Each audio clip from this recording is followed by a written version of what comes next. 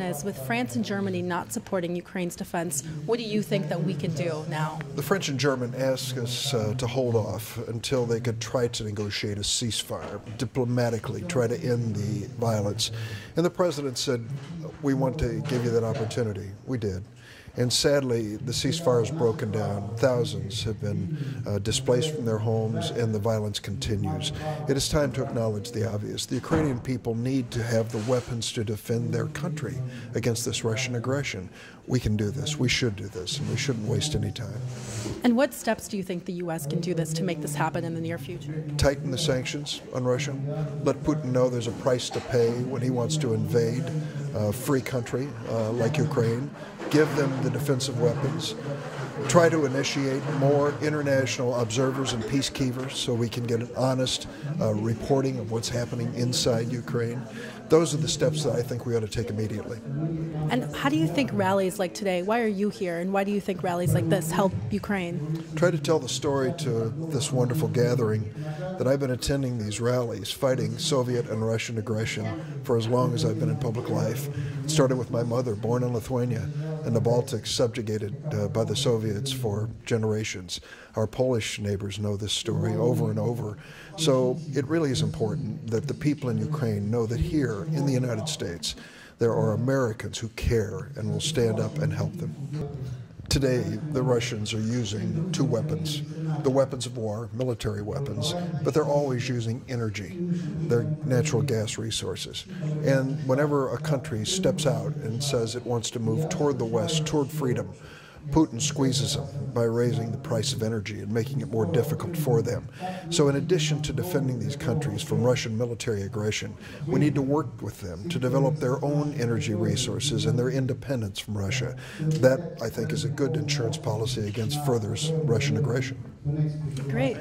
What do you think that the West can do to help Ukraine? I think that first they have to support it, and all the time to say that they support the Ukraine and that Ukraine is not alone, first of all. And, there are a lot of means for supporting it, political, economical, and we think that we are doing it. For example, with Lithuania, we're not only speaking about the support to Ukraine, we support the Ukraine in all the means we can. And how do you think rallies like today's rally, how is that helping Ukraine? It helps. It always helps. The true word which people are saying and they believe in their heart, it always helps in these situations. And just the world, they need to see that Ukrainians, they didn't give up. They're still strong and they're still going to fight for their own country and for integrity for their country. And do you think that arming the Ukrainian people is a way to protect and help Ukrainians in this situation? There are a lot of still opinions about that, but we, Lithuania, we think, yes, we have to support it, and I think we are doing it already. And so we think that all the other world will join and will give their support to Ukraine. But, we always, now what we see now, what's happening, we're afraid that the other countries might be in some danger as the Ukraine is now. So you can't be calm and to live, ordinary life like you used to when you see now all the aggression what faces Ukraine. So we can't be just calm. We have to support. What do you think that the West can do to help Ukraine better their situation against Russia? Actually, I'm sure that all these broken ceasefires by Russian Federation, by Russian-backed terrorists, clearly showed that there is no way for any ceasefire anymore. And I think that the only way for the West to really help Ukraine is provide the weapons for Ukraine to defend Ukraine from aggressor. And I'm very happy to hear the words of Senator Durbin, who actually confirmed that he and his fellow senators doing everything they could to make that reality. What do you think will happen if Russian aggression remains unchecked and the West does not supply Ukraine with the supplies it needs? I'm sure we'll fight. I'm sure we will win. The only real problem for Ukraine is that the number of lives will have to perish, will have to bring on the altar of our victory will be huge in a way, unless we have that weapons. And what do you think the purpose of rallies like this today are? First of all, is support Ukraine, support our servicemen fighting against terrorist and Russian aggression in east of Ukraine, and to try to get an attention from not only American politicians but from American public on the real situation, what is happening in Ukraine, and who is a wrongdoer. And unfortunately today, the whole development shows that the Russian-backed terrorists are not going to implement ceasefire agreements. Even more, they committed another horrible crime today in Kharkiv, when the peaceful demonstration of Euromaidan was bombed by a bomb, and actually 2 people died and more than 20 wounded, and now in the hospitals in Kharkiv and Kyiv. I'm sure Ukraine will not allow any invasion to Kharkiv, and President Poroshenko today said in Kyiv that all those who actually stand behind that horrible crime will be brought to justice. And I'm sure that we have enough resources and we have a will not to allow any Russian terrorists to come to Kharkiv or Kharkiv region. Що ви думаєте станеться, якщо Америка не поможе Україні захиститися від Росії? Я думаю, що в будь-якому випадку в нас є сили, в нас є воля захистити свою країну, і ми це зробимо. Але в разі, якщо Америка а також інші демократичні країни світу не зможуть надати Україні зброю для її захисту, кількість наших вояків, наших хоробрих вояків, які захищають нашу свободу і незалежність, буде значно більшою. І це важливий негативний ефект того, якщо все ж таки ця зброя не буде надана Україні. Але в будь-якому випадку я ж хочу ще раз підкреслити, що ми переможемо, тому що правда на нашій стороні. Що ви думаєте, що Америка може зробити, щоб вже рішити, щоб дати ті зброї Україні? На жаль, я не є представником американського уряду, але я дуже вдячний сьогодні під час нашого віче за слова сенатора Дурбіна, який в черговий раз підкреслив, що він та його колеги-сенатори налаштовані на те, щоб президент Обама прийняв рішення про поставки озброєння в Україну. І одним з кроків в цьому напрямку став лист сенатора Дурбіна і його колеги Маккейна до державного секретаря Джона Керрі з проханням все-таки імплементувати положення закону про підтримку свободи в Україні і надати Україні зброю для захисту її незалежності і суверенітету. На жаль, сьогодні російські терористи вчинили черговий злочин на території України, коли мирна демонстрація Євромайдану, яка проходила у Харкові, стала ціллю бомби, яка була ними зірвана, і 2 людей загинуло, і більше 20 людей знаходяться в лікарнях Харкова та інших міст України. Але я впевнений, що у нас є всі сили і можливості не допустити того, щоб терористи, які підтримуються Росією, вчинили додаткові злочини на території Харківської області чи міста Харкова. І, як сьогодні сказав президент України Петро Порошенко в Києві, всі винні у скоєнні цього тяжкого злочину будуть притягнуті до відповідальності. Ви думаєте, що українська діаспора допомагає Україні в силах? Безумовно. Я завжди говорю і буду говорити, що я щиро вдячний українській діаспорі Чикаго, всієї Америки, та взагалі всій українській діаспорі, яка проживає за кордоном, за ту неоціненну допомогу, яку вона надає українській армії і Україні в цілому. І без цієї допомоги, безумовно, нашим воякам було б складніше захищати нашу неньку Україну. Дякую. How do you think the Ukrainian diaspora is helping Ukraine? I know you've been to the Maidan. Do you see that our support here is helping them in Ukraine? Well, I personally think it's helping them. I'm the head of Chicago Auto Maidan. I know exactly the kinds of things we're sending to Ukraine. Drones, boots, uniforms, military sleeping bags, MREs, IFACs, and a ton of other things. I wish there was more to send. I wish there were more things. I wish the diaspora would be more involved. But I mean, even the things that we've been sending, it still helps out greatly. If we all pick a scope or a facet, for instance, towards the medical needs or strictly towards buying goods for the soldiers, and if we all combine with our different ideas, with our different mindsets, I mean, I think we can all accomplish so much more. So just like I was saying before, there is a lot of help, but unfortunately there could also be way more. And how do you think rallies like today, what is the importance of a rally and people gathering here today for Ukraine? It's to show the congressmen, it's to show the senators that we do care about the future of Ukraine. It's also great to hear the words from the senators and from the congressmen, their thoughts on what's going on in Ukraine.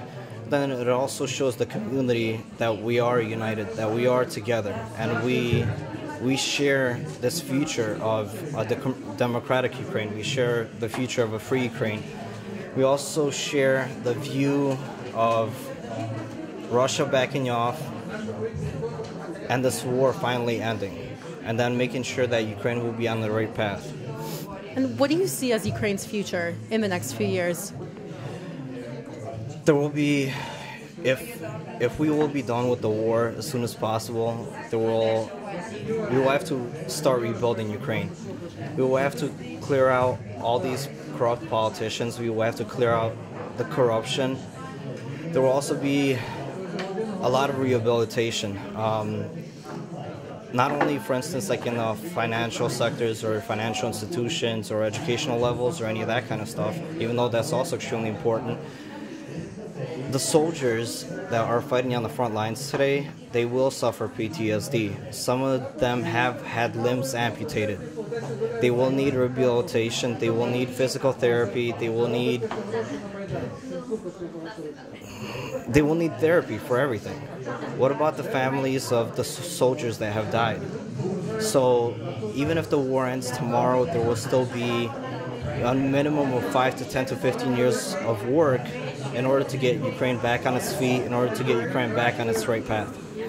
Great for you is, why do you think it's important for the West to support countries like Ukraine who have struggled against, aggression from their neighbors?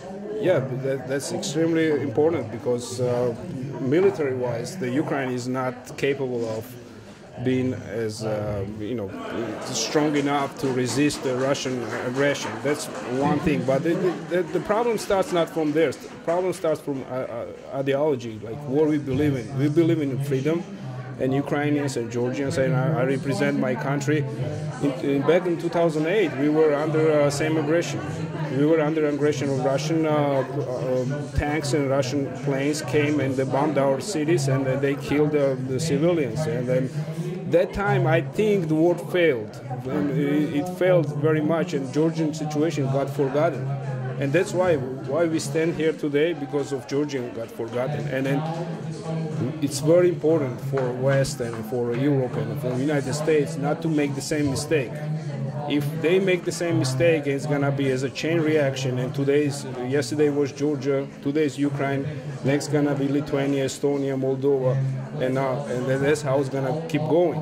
And then we're gonna go back to the history. We're gonna go back to the past, and in the Soviet Union, the evil empire is gonna stand before us, and we have to deal with the reality. And maybe if they make this mistake today, it's going to be extremely, extremely bad results in the end. Well, what do you see as the future of Ukraine in the next couple of years? I see that regardless of blood and regardless of so many fighting going on, Ukraine is going to win its war. because this is a fact. This is a totalitarian regime will never stay for a long time. They're gonna fail at some point because of idea of freedom and our idea of independence. It's just being carried through regular people, not politicians. Don't believe in politicians. They carry this idea. No, regular people carry that idea to be independent, and then regular people are believing in Ukrainian freedom and independence, and they're gonna win this war. Great, thank you. For you, what do you think the West can do to help Ukraine? Well, the kind of attitude that they have, none, because I think they either have sold Ukraine out or are afraid of Putin's nukes or something, but they're doing exactly the opposite of helping. Instead of providing Ukraine with the arms, the lethal arms it has to have, so it's not to have its fighters go up against tanks with AK-47 rifles, automatic rifles. It has to provide them with that weaponry. But it, in effect, and the United States is joining, has an embargo on arms supplies to Ukraine, and forcing Ukraine to negotiate with Putin, which is a losing proposition to begin with, because he's not going to keep any promise or agreement anyway. Do you think that it'll happen? Do you think the U.S. is actually going to supply Ukraine with the weapons that it needs? That's up to us and these people out here. Yeah, we got to put the pressure, because the excuses or justification that the American government is giving is just indefensible. They're just really stupid. It's going to lead to an escalation. Putin is escalating whenever he wants. Or we don't want to get into a, what do they call it, a war by proxy. Okay, what war by proxy? There is already a full-fledged hot war is going on. And lately they've been saying, well, we can't give arms to the Ukrainians because they're going to lose anyway. How dare they say that? How much of this aggression do you think is Putin alone, and what do you think would happen if he was taken out of the equation? Do you think this would continue on? Oh yeah, absolutely. This is something that's not easy to explain because it's historical. Actually, it's existential. It has to do with what Russians as a nation see themselves as, their identity, and the Ukrainian identity. And, for example, if Ukrainians say that we are the successors to Kiev and Rus, which we are, I think, this undermines their concept of themselves. And that's why there's so much hate. And there is, for example, a call by a major ideologue. He was an advisor to Putin, Alexander Dukin. He's saying, Ukrainians right now, I think genocide is called for. So it's a matter of destroying the Ukrainian state, which is happening right now, at the same time destroying Ukrainian society, and that's what the Russification is all about, and other attacks against the Ukrainian Orthodox Church, for example, culture, and so on and so forth. And what do you think that the Ukrainian diaspora in America is doing to help Ukraine in both convincing the government and in giving support? Well, it is, but it's not effective enough. I mean, writing letters to the editor has to be done. That was the only weapon we had in the 60s, 70s, and 80s, but that's a matter of a drop of water wearing down the stone. There's no time for that. That's why we need to get a powerful delegation that the president might listen to and say, Mr. President, what you're saying, the reasons you're getting don't make sense. Come clean with us. Tell us what is the real reason why you are not keeping the American promise, guarantee to defend Ukraine. And if if the United States does help Ukraine by supplying them with the weapons they need, what do you see as Ukraine's future in the next couple of years? It will survive. It is on the edge of ceasing to exist. That's what Putin's plan is. And give them a chance to fight. I mean, that's what it's all about. If you're not going to send boots on the ground, you at least have to give them the wherewithal to fight. And we promised, President Obama said, we're not going to fight for you, but we're going to, et cetera, et cetera.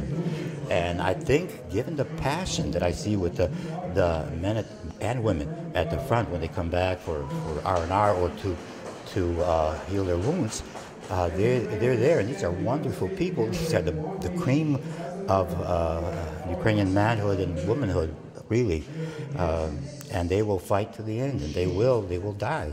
They will die, because how long can you stand up to tanks with AK-47s? Much of the mainstream media in the U.S. has been showing that ethnic conflict is the reason for this war, and the East really wants to belong to Russia. What are your comments on that? Well, it's at best very simplistic, based on a lot of ignorance, and I think it's the result of the monopoly in the American university system of that Russocentric, Ukrainophobic point of view in departments of Russian studies, Slavic studies, East European studies. And I keep seeing it. That's what I talked about at Fairfield University. It's there. I was surprised. I thought it was gone. So that's a part of, and a big part is they have been bought.